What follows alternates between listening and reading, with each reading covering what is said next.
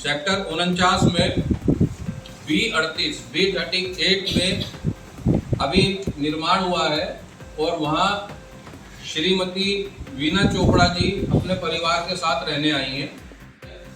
Retired wing commander हैं वो, उनका नाम है विशाल शर्मा उनका नाम है। तो उन्होंने हमसे शिकायत करी कि भाई इनकी वजह से उनके घर में सीलन आ रही है, पानी जा रहा है।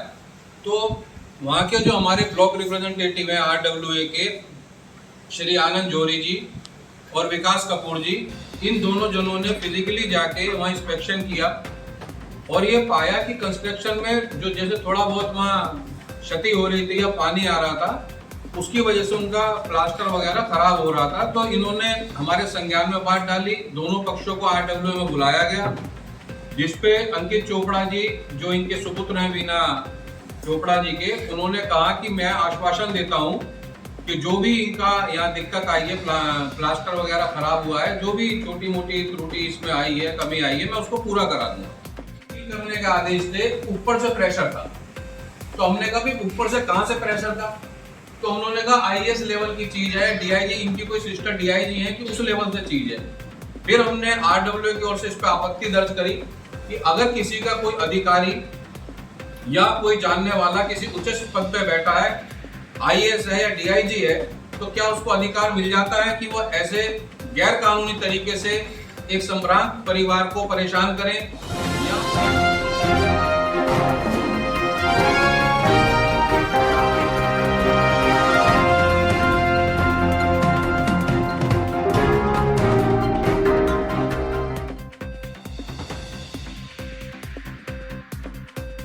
वरिष्ठ उपाध्यक्ष श्री पवन भंडारी जी हैं।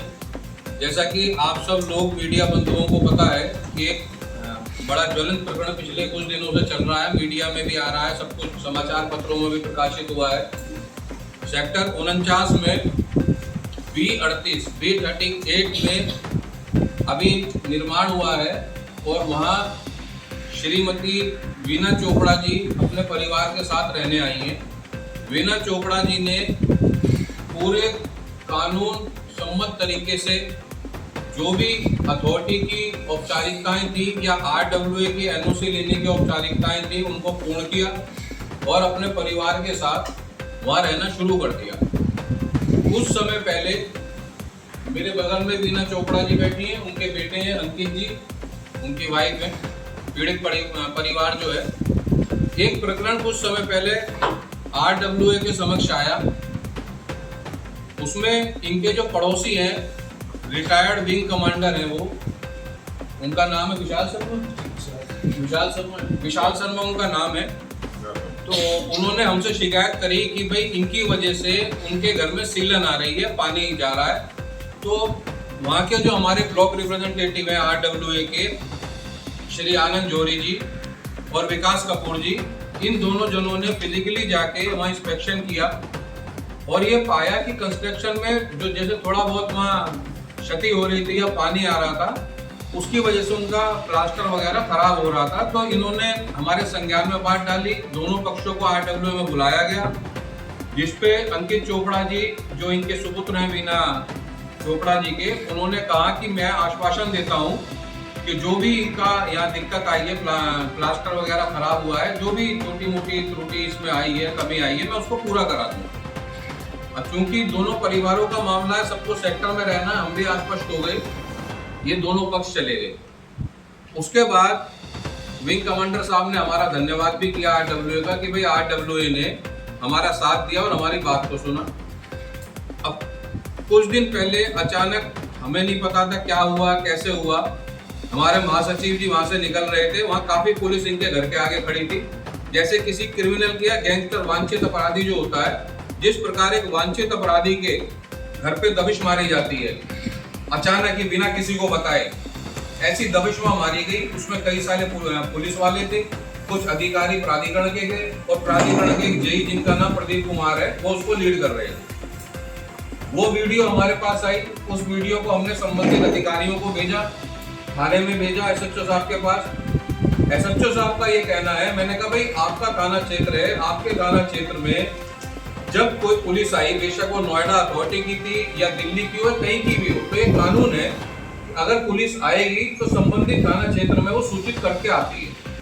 ये लॉ बना हुआ है कि कोई भी पुलिस किसी थाना क्षेत्र में जाती है वो अचानक नहीं जा सकती। एसएचओ साहब बोले मेरी जानकारी में नहीं है, मेरी पुलिस नहीं थी। तो उस पर भी हमने हमारी आरडब्ल्यू की तरफ से ट्वीट किया गया कि बड़ा हास्यास्पद है कि थाना इंचार्ज को पता ही नहीं है कि एक पुलिस उसके थाना क्षेत्र में आ गई और इतनी बड़ी कार्रवाई होने जा रही है जैसे एक वांछित अपराधी के घर पे होती है। उसके बाद हमने महाप्रबंधक लीनू सहगल जी हैं, उनसे संपर्क किया और प्रदीप से संपर्क किया जी से। उनका कहना था, हमने पूछा भाई ये क्यों आपने ऐसा काम किया, ये संभ्रांत लोग रह रहे हैं, कानून संबद्ध सारा इन्होंने औपचारिकताएं पूरी करी हैं, सब इनके नक्शे पास हैं, सारी चीजें इनके पास है, एनओसी है, ऐसी क्या मजबूरी थी कि आपने चोर उचक्कों के घर इनके दबिश डलवा दी। बोले जी हमें सील करने का आदेश थे, ऊपर से प्रेशर था। तो हमने कहा भाई ऊपर से कहां से प्रेशर था? तो उन्होंने कहा आईएएस लेवल की चीज है, डीआईजी, इनकी कोई सिस्टर डीआईजी है कि उस लेवल से चीज है। फिर हमने आरडब्ल्यू की ओर से इस पर आपत्ति दर्ज करी कि अगर किसी का कोई अधिकारी या कोई जानने वाला किसी उच्च पद पे बैठा है, आईएएस है या डीआईजी है, तो क्या उसको अधिकार मिल जाता है कि वो ऐसे गैर कानूनी तरीके से एक संभ्रांत परिवार को परेशान करें या उनके घर दबिश मार दें? इनकी वृद्ध माताजी है, बेटा इनका जैसे ही निकला वहां संज्ञान में आया, हमारे गार्ड ने बताया कि एक गाड़ी खड़ी थी। जैसे ही इनका बेटा घर से निकल गया, उस गाड़ी में बैठे हुए अधिकारी बाहर आए पूरा प्री प्लान तरीके से, और इनकी वृद्ध माताजी को जब गए, इनकी माताजी को नहीं पता था, देख के घबरा गई और घबरा के इन्होंने उनके हाथ जोड़े कि भाई मेरे घर में कोई नहीं है।